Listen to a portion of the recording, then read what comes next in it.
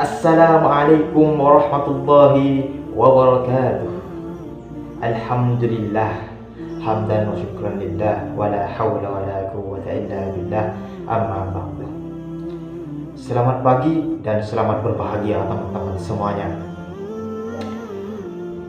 Sebelumnya, salam takdim saya kepada Ustazah Eni Zulfa Hidayah selaku dosen pembimbing saya pada mata kuliah Ilmu Aswad. Dan juga pertama-tama saya panjatkan puja dan puji syukur saya kepada Allah Subhanahu wa Ta'ala yang telah melimpahkan rahmat dan taufik hingga inayahnya sehingga saya dapat berbicara di hadapan antum-antum sekalian melalui video yang saya buat ini. Dan juga tak lupa pula salawat serta salam semoga tetap tercurahkan kepada baginda Nabi Muhammad SAW yang telah membawa kita dari zaman kegelapan menuju zaman yang terang-benderang, dari zaman jahiliyah menuju zaman Islamiyah, an-nur al-hidayah. Ayyuhal mustami'un al-kiram, pada kesempatan kali ini saya akan sedikit membahas mengenai salah satu materi yang ada pada ilmu aswad.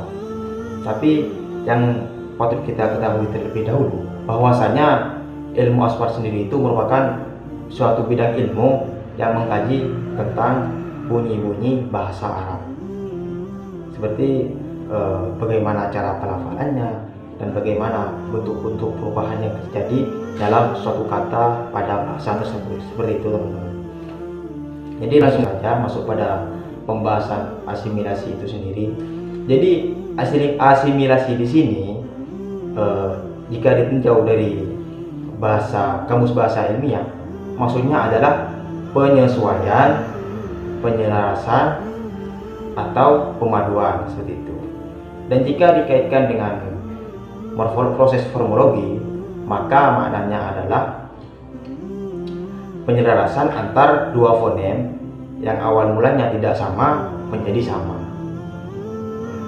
Nah, di sini ada dua istilah penting yang patut kita ketahui terlebih dahulu, yaitu yang pertama adalah morfologi. Morfologi di sini jika dalam dunia pesantren ini terkenalnya dengan istilah ilmu sorof, yang mana ilmu ini adalah ilmu yang mengkaji mengenai seluk-beluk kata dalam bahasa Arab.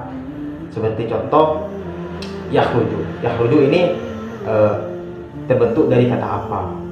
Dan seperti yang kita ketahui bahwa yakhruju ini terbentuk dari fi'il madhi kharaja, dan juga yastamilu. Yastamilu ini terbentuk dari fi'il madhi istamala, seperti itu. Sedangkan yang kedua yaitu ada istilah fonem di sini. Fonem sendiri itu maksudnya adalah satuan terkecil dalam suatu bahasa yang mana memiliki fungsi atau peran yang sangat signifikan dalam menentukan suatu makna. Dan fonem di sini salah satunya adalah ada vokal, ada konsonan. Vokal contohnya kalau dalam bahasa Indonesia itu ada huruf a, i, u, e, o. Kalau dalam bahasa Arab itu hanya terpaku pada a, i saja. Sedangkan huruf konsonan di sini ada b, c, dan semacamnya, seperti itu. Seperti kalimat cakar dan cagar. Di sini ada dua kata yang hampir mirip, tapi maknanya sangat berbeda sekali di antara keduanya. Oke teman-teman semuanya, kita kembali lagi pada pembahasan asimilasi yang sudah saya terangkan barusan. Jadi asimilasi di sini dalam pengertian biasa artinya adalah penyamaan. Akan tetapi jika ditinjau dari ilmu bahasa, maka definisinya adalah proses di mana dua bunyi yang tidak sama ini disamakan atau dijadikan hampir bersamaan. Seperti contohnya min ba'dihim. Contohnya nun dengan mim. Ada kata min ba'dihim dan mim ba'dihim. Jadi di sini nun berubah menjadi mim karena dikarenakan nun ini hampir sama dengan fungsi ba. Jadinya dari awal mulanya min ba'dihim menjadi mim ba'dihim, seperti itu. Baik, selanjutnya saya akan menjelaskan mengenai unsur-unsur daripada asimilasi itu sendiri. Jadi unsur asimilasi di sini itu ada 3. Yang pertama, bunyi yang mempengaruhinya. Yang kedua, bunyi yang dipengaruhinya. Dan 3 adalah bentuk asimilasi. Yang pertama yaitu bunyi yang mempengaruhinya. Maksudnya ialah bunyi baik vokal ataupun konsonan yang mempengaruhi bunyi yang lain, baik yang terletak setelahnya ataupun sebelumnya, sehingga menyebabkan bunyi yang dipengaruhinya tersebut berpindah, baik berpindahnya itu berupa sifatnya ataupun tempat keluarnya. Yang kedua adalah bunyi yang dipengaruhi, yaitu bunyi baik vokal ataupun konsonan yang berpindah makhraj atau sifatnya karena disebabkan oleh pengaruh bunyi yang mempengaruhinya. Yang ketiga adalah bentuk asimilasi, yaitu bentuk perubahan atau perpindahan pada bunyi karena disebabkan oleh pengaruh bunyi yang mempengaruhinya.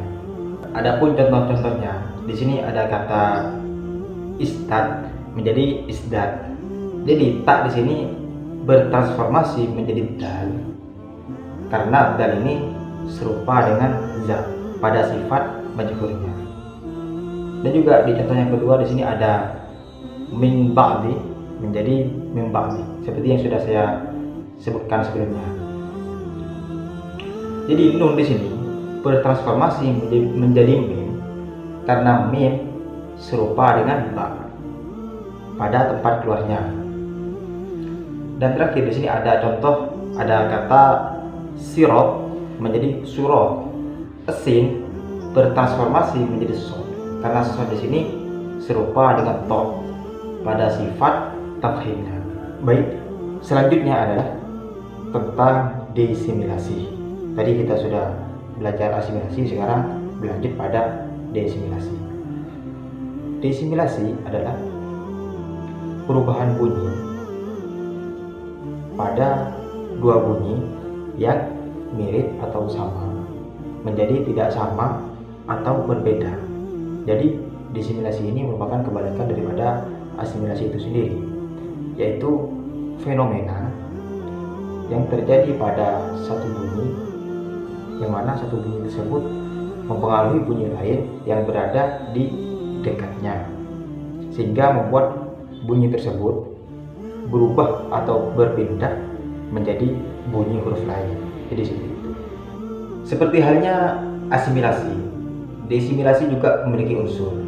Adapun unsur-unsur desimilasi adalah sebagai berikut. Yang pertama, bunyi yang mempengaruhinya, yaitu bunyi yang mempengaruhi bunyi lain, baik yang terletak setelahnya ataupun sebelumnya, sehingga menyebabkan bunyi yang dipengaruhinya tersebut berpindah, baik berpindah sifatnya ataupun tempat keluarnya. Yang kedua adalah bunyi yang dipengaruhinya, yaitu bunyi yang mengalami perpindahan pada makhraj atau sifatnya karena disebabkan oleh pengaruh bunyi yang mempengaruhinya. Yang ketiga yaitu bentuk desimilasi, adalah bentuk perubahan atau bentuk perpindahan bunyi yang disebabkan oleh pengaruh bunyi pada bunyi yang dipengaruhinya, seperti itu. Dan contohnya adalah kata dasasah menjadi dasar. Yang mempengaruhi adalah sin yang kedua, dan yang dipengaruhi adalah sin yang ketiga. Berpindahnya sin yang ketiga menjadi alif mat adalah untuk membedakan sin yang ketiga. Dan contoh lainnya adalah ada kata jammadah menjadi jammadah. Yang mempengaruhi adalah mim yang kedua, dan yang dipengaruhi adalah mim yang pertama. Berpindahnya mim yang pertama menjadi lam adalah untuk membedakan mim yang kedua. Yumkin hadza minni alladhi istata'tu li ashra ilaykum jami'an idza wajadtum khata'an min bayani aw min kalami aqulu afwan katsir.